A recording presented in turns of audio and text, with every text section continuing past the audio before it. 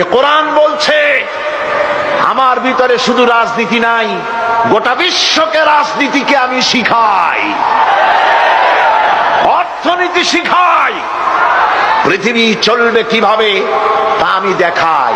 এই জন্য এই কোরআনের আসল মুফাসসির তো আমি নই, কোরআনের আসল মুফাসসির তো মাওলানা সিফাতুল্লাহ সাহেব নন, এর মুফাসসির তো মাওলানা আবুল কালাম আজাদ সাহেব নন, এর আসল মুফাসসির তো মাওলানা কামাল উদ্দিন জাফরি সাহেব নন। এর আসল মুফাসসির কে?